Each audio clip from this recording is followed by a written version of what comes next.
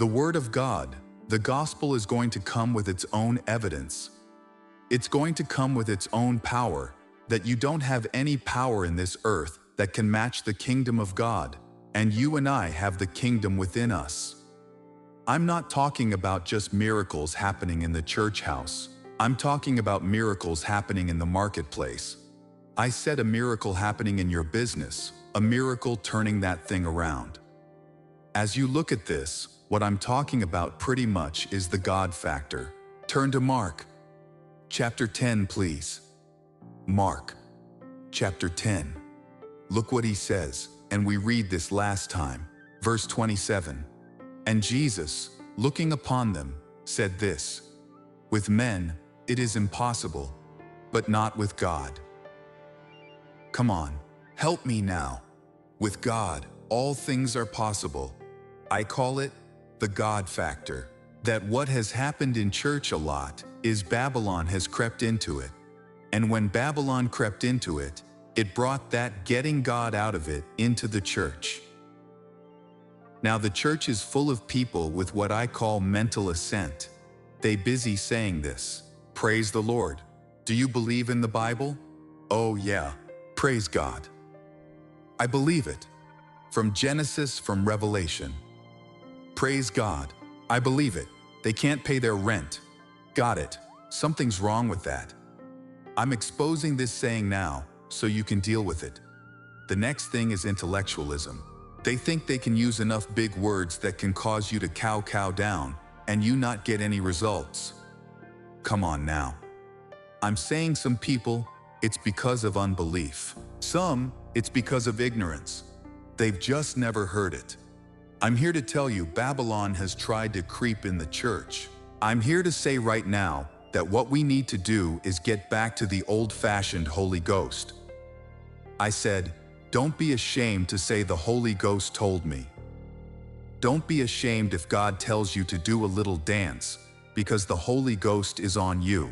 I'm saying we've got to high-minded for God, and we done get God out, but we putting him back in. That miracles are coming back, signs and wonders are coming back. The time for debating is over. The time for manifestation is here. Paul, according to the history of Paul, the Apostle Paul, was an extremely learned man.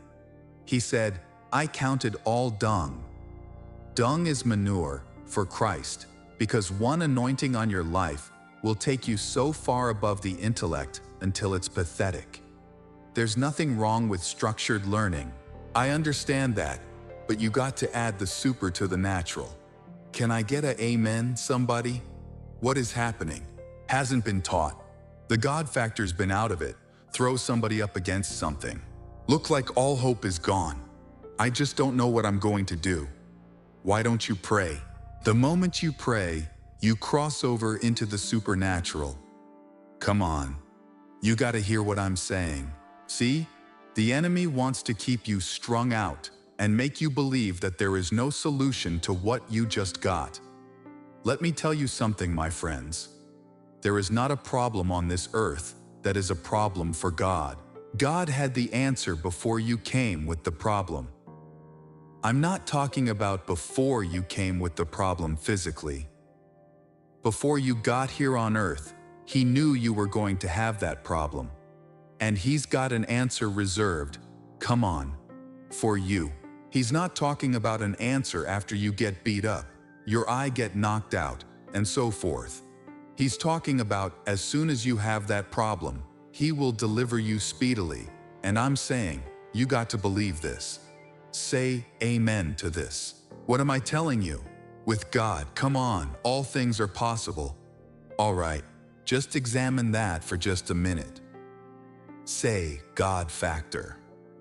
Somehow, we have taken the supernatural out of our situation, and that's not right, because what you've done is allowed Babylon to come in and influence you and talk to you and tell you some junk about God can't heal this, or he can't save you on this, or he can't provide for you in time on this, or whatever have you. Are you with me here? Folks, this is your hour, and you are spiritual gladiator. Praise God. Whoa, that came out. What did I do? I'm trying to put some things down here because there are some impossible situations in the Bible, and sometimes you have to build your hope up. Somebody say, keep hope alive. You have to build your hope up, and in the impossible situations, when we can go back in the Old Testament, here was a man named Abraham. Let's turn to it. Turn to Genesis chapter 18. I'm almost done. This is when the angel came, and he told Abraham that his wife is going to have a child, honest son. Abraham is knocking at the door of 100 years old, and his wife Sarah was 90. She had never borne children, and Abraham was too old to have them. Verse 9, and they said unto him, he said, they said, the angel said, where is Sarah, thy wife? He said, behold, she's in the tent. He said, I will certainly return unto thee, according to the time of life, and lo, Sarah, thy wife shall have a son. Sarah heard it in the tent door, which was behind him. Abraham and Sarah were old and well-stricken. That is, again, old, well-stricken in age, and it ceased to be with Sarah after the manner of women, meaning that she couldn't have any more menstrual cycles, whatever have you. Therefore, Sarah laughed within herself, saying, after I am wax old, shall I have pleasure, my Lord being old also? Boy, she didn't leave him out, did she? He old. Everybody up in here old. Come on now. With God, come on now. Come on now. I said with God. And verse 13, and the Lord said unto Abraham, Abraham, wherefore did Sarah laugh? Goodness, saying, shall I of a surety bear a child which I am old? Verse 14, underline it. Is anything too hard for the Lord? Glory to God. That's what you gotta ask yourself.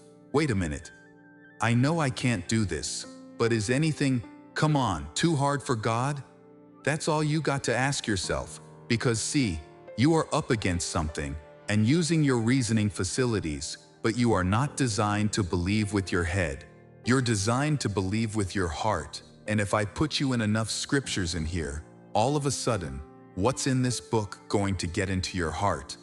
All of a sudden, you're going to see that, wait a minute. I'm with God, and if I'm with God, with Him, all things are possible. Nothing is too hard for Him. He can do anything. Boy, you start acting spry. Your joy comes back. Your peace comes.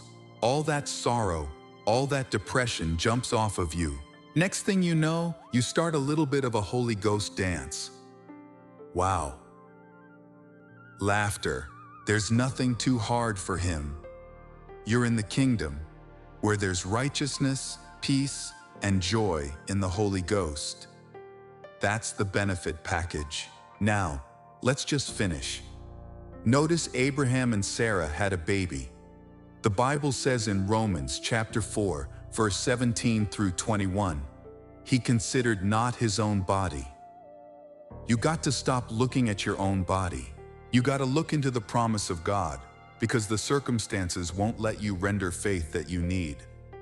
Say amen to that. Here they are. That was Abraham. But how about in Exodus 14? He was a man named Moses. He ran all the way up with 3 million people to the shores of the Red Sea. He couldn't get across. He looked behind him, and there wasn't nothing but dust. Pharaoh was coming after him. What he could do? The Lord said, "Stop crying to me. Take that rod and stretch it out." And the Red Sea split. I'm saying you might be up against a Red Sea right now in your life. Got news for you. Stretch out the rod. The rod is in your mouth. It's the Word of God. Stretch that thing out. Speak it right now. Speak it, I said. Speak it. Speak it. I'm telling you, the enemy had me cornered this week. But this is what I said. Many are the afflictions of the righteous, but the Lord will deliver them out of them all. Praise God. And I kept that thing going. All of a sudden, my peace came back. All of a sudden I begin to kind of sing in my study up there. I'm by myself. I'm saying, you get that thing back in your life, and once joy comes back, the Bible says, now you can draw water out of the well of salvation. You know what that means. It means you start getting revelation. Revelation will start popping into you. Come on. Because you believe in God. Daniel, chapter 3, the 3 Hebrews. Impossible situation. Why? Because they stood for their God.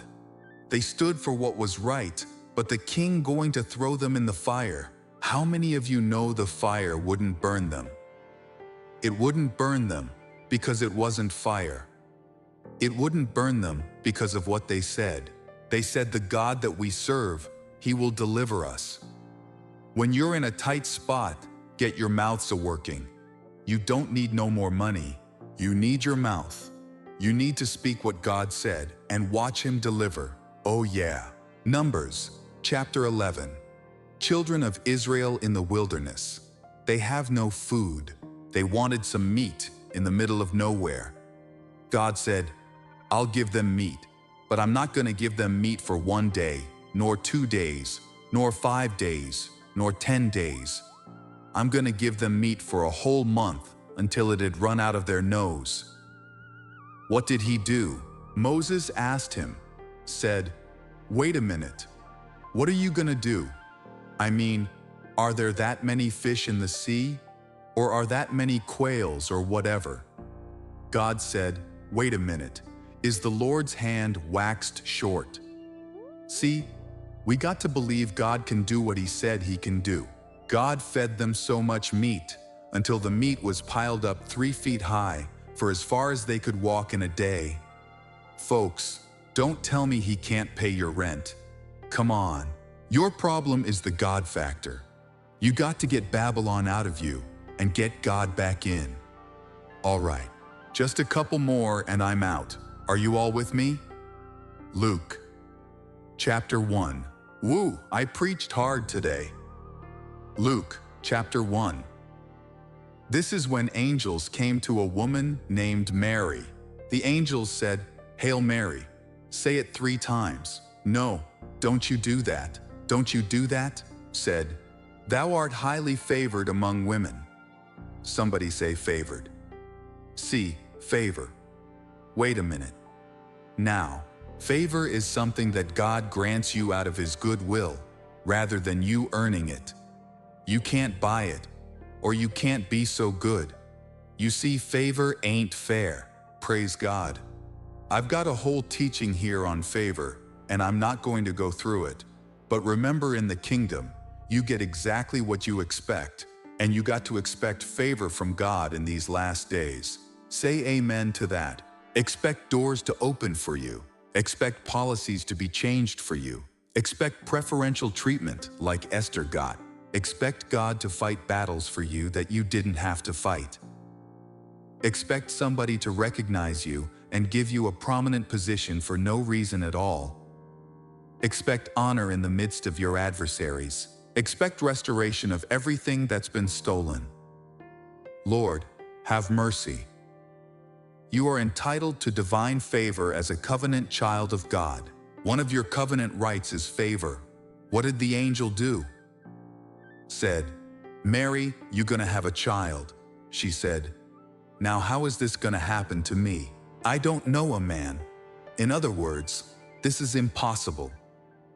The angel said, well, the Holy Ghost will come over you. And I believe right there is where she did a dance.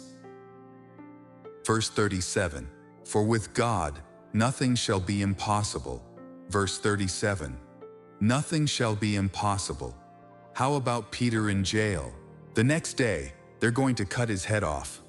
The Bible said the church prayed.